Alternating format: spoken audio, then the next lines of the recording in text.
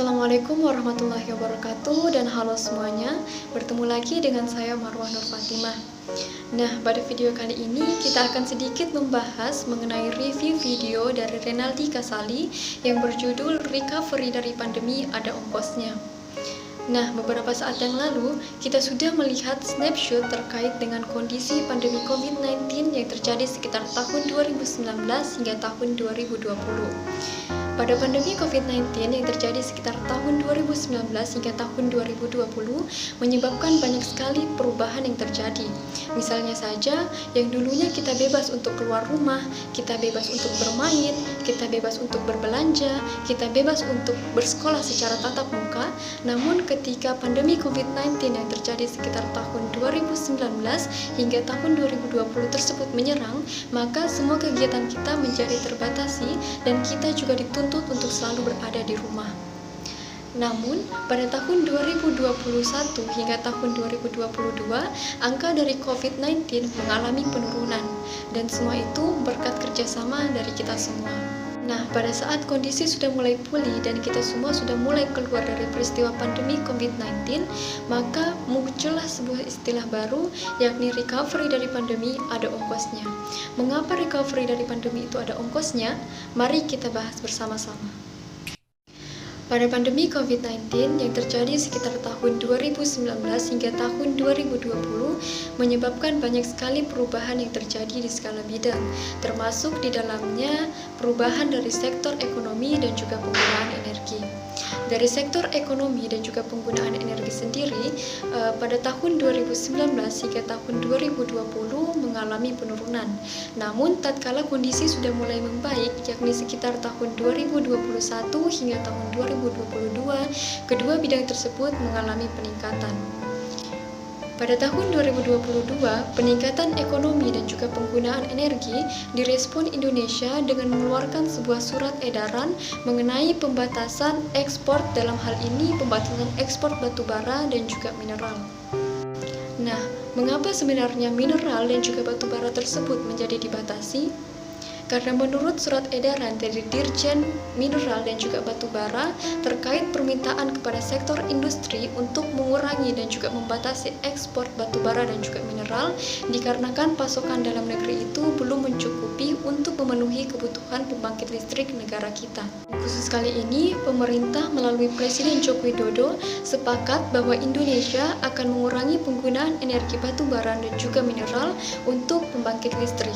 Mari kita simak pidato Presiden Joko Widodo terkait dengan pembatasan tersebut. Wabarakatuh. Saya perlu mengingatkan bahwa pemerintah mewajibkan perusahaan swasta, BUMN beserta anak perusahaannya yang bergerak baik di bidang pertambangan, perkebunan maupun pengolahan sumber daya alam lainnya untuk menyediakan kebutuhan dalam negeri terlebih dahulu sebelum melakukan ekspor. Ini adalah amanat dari Pasal 33 Ayat 3 Undang-Undang Dasar 1945 bahwa bumi, air, dan kekayaan alam yang terkandung di dalamnya dikuasai oleh negara dan dipergunakan untuk sebesar-besarnya kemakmuran rakyat. Yang pertama, soal pasokan batu bara. Saya perintahkan pada Kementerian SDM, Kementerian BUMN dan PLN segera mencari solusi terbaik demi kepentingan nasional. Prioritasnya adalah pemenuhan kebutuhan dalam negeri untuk PLN dan industri dalam negeri. Sudah ada mekanisme DMO yang mewajibkan perusahaan tambang memenuhi kebutuhan pembangkit PLN.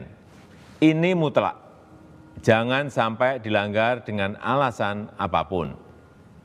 Perusahaan yang tidak dapat melaksanakan kewajibannya untuk memenuhi kebutuhan dalam negeri bisa diberikan sanksi.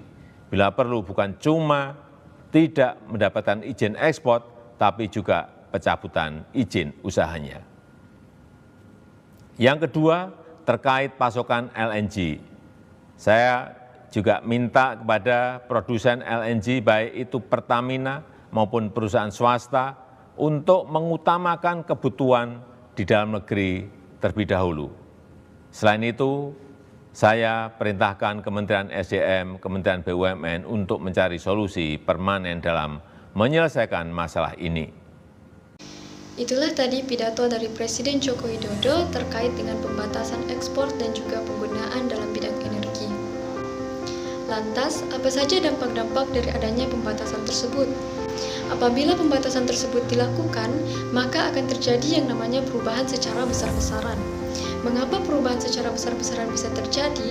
Hal tersebut dikarenakan pembatasan berbarengan dengan yang namanya recovery atau keluarnya kita semua dari peristiwa pandemi COVID-19.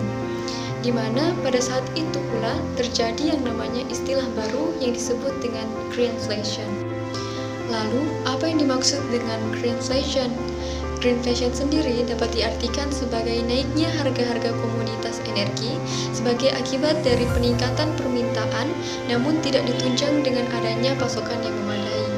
Greenflation sendiri terjadi apabila negara-negara sudah mulai mengambil langkah untuk mengurangi penggunaan energi yang bisa mengakibatkan naiknya emisi karbon CO2.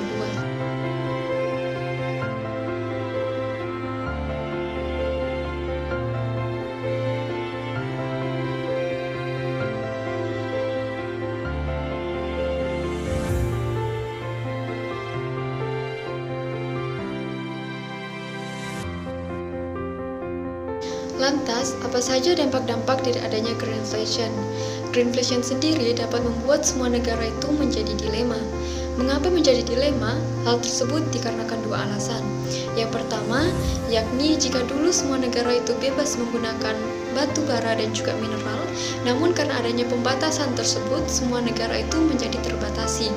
Kemudian alasan yang kedua, yakni baru saja semua negara menyepakati untuk mengurangi penggunaan energi yang bisa menyebabkan naiknya emisi karbon CO2, namun pada tahun 2021, pertumbuhan ekonomi itu malah meningkat.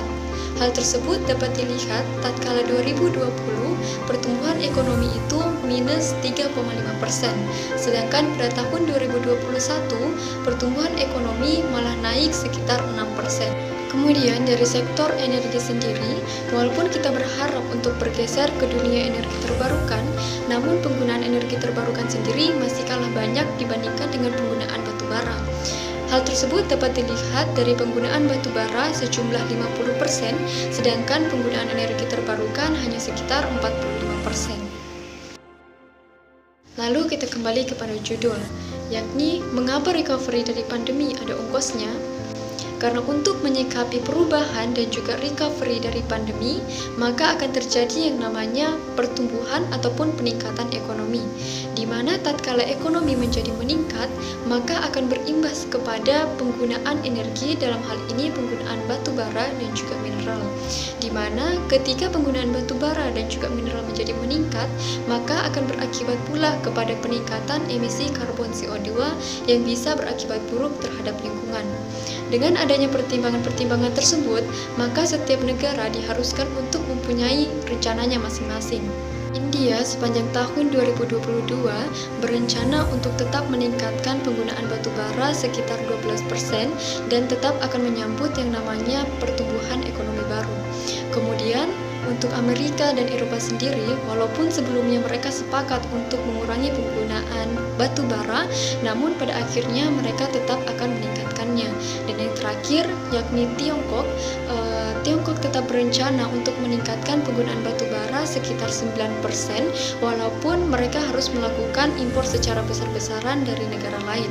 Dan untuk Indonesia sendiri, melalui Presiden Joko Widodo, Indonesia sepakat untuk mengurangi penggunaan energi dalam hal ini yakni batu bara dan juga mineral sebesar 9,3 gigawatt dan membutuhkan funding support sebesar 48 miliar US dollar. Mengingat nominal yang sangat besar tersebut, memperkuat adanya istilah bahwa recovery dari pandemi ada ongkosnya. Itulah tadi pembahasan mengenai review video dari Renaldi Kasali yang berjudul Recovery dari Pandemi Ada Ongkosnya.